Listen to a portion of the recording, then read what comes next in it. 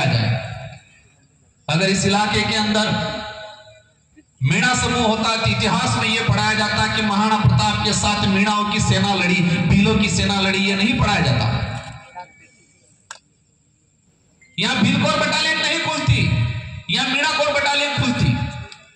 हम इतिहास की परिपाटी में जाए और कागजों में भी जाते हैं तो 1960 से पहले अगर देखा जाएगा सबका भील मिलेगा। तो मैं वही बात कहता था, पहले हथियारों से अत्याचार शोषण होता था, भेदभाव होता था, हमारे साथ अन्याय होता था, अब कागजों में हो रहा है। पहले हथियारों से होता था, हमें नजर आता था, हमें एहसास होता था, अब कागजों में हो रहा है। और कागजों में ऐसा हो रहा है हमको पता भी नहीं चल रहा है। 50 साल गुजरने आगे लेकिन अभी तक पता नहीं चल रहा। आज भी गुमराह करते हैं। हमारी लड़ाई किसी भी पार्टी या किसी से नेता से नहीं है, हमारी लड़ाई सच्चाई को लेके, हमारी लड़ाई हमारे अधिकारों को लेके। आज बात करें, हम आरक्षण की लड़ाई लड़ने के लिए खड़े हो रहे हैं। हमारी संवैधानिक अधिकार है क्योंकि पूर्वजों ने अपना खून पसीना बहाया है। आजादी के इतिहास में देखा जाए, अंग्रेजों से देखो, राजा रजवाड़ों से देखो, मुगलों से देखो, हर किसी से लड़ाई में सबसे अधिक अगर खून बहा है तो आदिवासियों को बहा है। ये बात अलग है कि उसका इतिहास नहीं लिखा गया।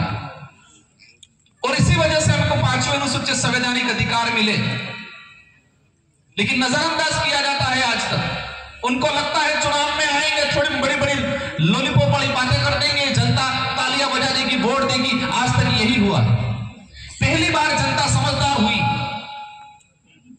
लोकतंत्र की ताकत क्या होती है, वोट की ताकत क्या होती है, इसको समझने लगी। अपने अधिकारों को लेकर सवाल खड़ा करना सीखी, आरक्षण की लड़ाई लड़ना सीखी। अब क्या बोल रहे हैं, जनता गुमराह हो गई है। जनता गुमराह नहीं, जनता समझदार हो गई है, सवाल जवाब करना सीख गई है, सही गलत का फैसला करना सीख गई है। इस बात की दिक्कत हो गई है। आज मैं कह रहा था कोटे में कोटा, देश के अंदर कई उदाहरण है। राजस्थान का उदाहरण, शहरिया एरिया। राजस्थान के अंदर एसटी के अंदर 3 प्रकार का डिवाइडेशन है, अनुसूचित क्षेत्र, गैर अनुसूचित क्षेत्र और शहरिया के जो भाई थे, जो वंचित थे, उनको अलग से प्रावधान करके दिया गया। तो राजस्थान में 3 कोटे बने हुए। क्षेत्रीय आधार पर देश के अंदर पूर्वी भारत में जाएंगे, असम में, असम के अंदर प्लेन एरिया और हिल एरिया, समतल इलाका और पहाड़ी इलाका, एरिया के हिसाब से रिजर्वेशन का, आरक्षण का बंटवारा हो चुका है। अगर सच में प्रॉफिट देना चाह रहे हैं, सच में अगर ये सरकारें चाहती है कि इस इलाके का गरीब घर का बच्चा आईएएस अधिकारी बने, तो क्षेत्रीय आधार पर बंटवारा कर दे। बाध्यता लगा दी उन लोगों ने, 40-45, 40%, 33%। हमारे पिछले 2 साल की भर्तियों में हमारे बच्चे नहीं जा पाए, पद खाली रह गए। और ये सरकार कह रही है 2 साल का बैकलॉग है, उस बैकलॉग के अन्य सामान्य वर्ग से भरा दिया जाए।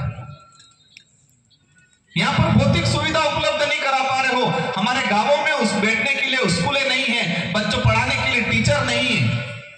एक प्री प्लान देश के अंदर एक माहौल तैयार हो रहा है। सरकारी सिस्टम को खत्म करना, सरकारी सिस्टम इसलिए खत्म करना चाहते हैं ताकि गरीब का व्यक्ति, आदिवासी का व्यक्ति, गरीब घर का व्यक्ति, बच्चा उसका नहीं पढ़ पाए। ये पॉलिसी आज कॉलेजों में देख लो क्या हालत होगी। स्कूलों में टीचर नहीं है ताकि नींव मजबूत नहीं बनेगी बच्चे की।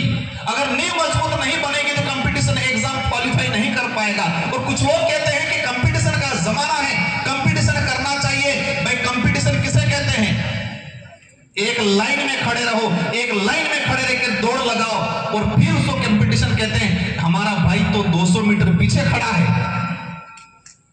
एक बच्चा गांवों में उसको स्कूल नहीं मिल रहा है, स्कूल मिल रहा है, किताब पेन पेंसिल नहीं मिल रही है, टीचर नहीं मिल रहा है। और एक बच्चा शहर में रह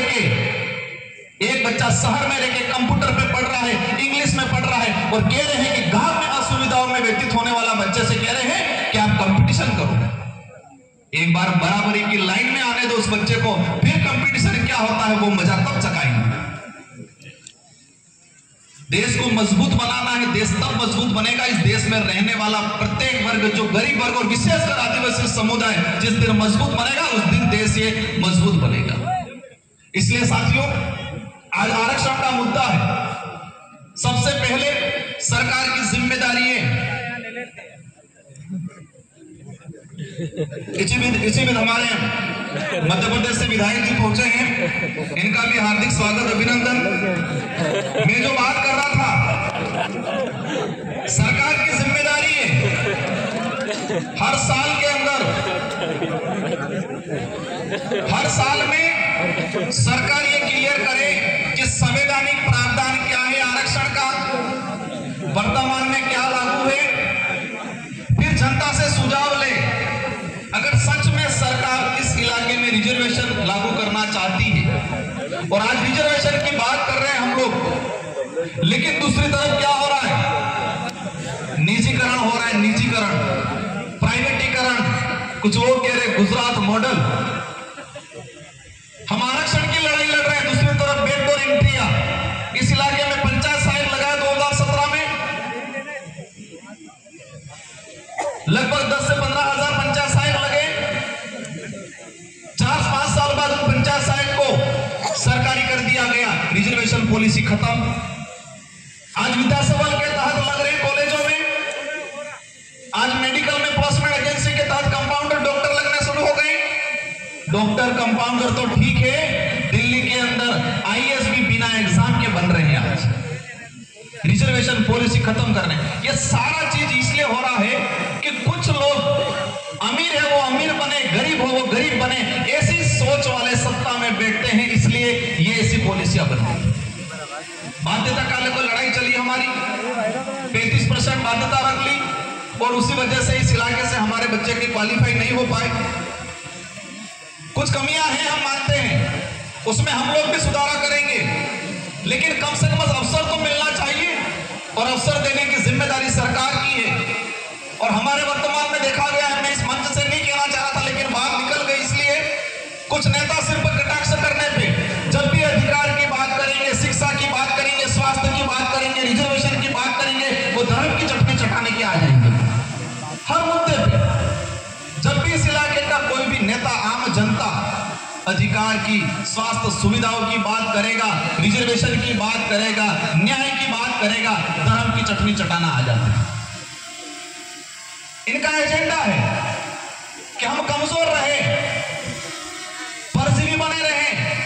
ये नहीं चाहते हैं कि गरीब आत्मनिर्भर बने, क्योंकि गरीब आत्मनिर्भर बन गया तो उनके राजनीतिक रोटियां सेकना बंद हो जाएगा, क्योंकि फिर आत्मनिर्भर बन गया तो सही गलत का फैसला करना लगेगा, सवाल जवाब करेगा।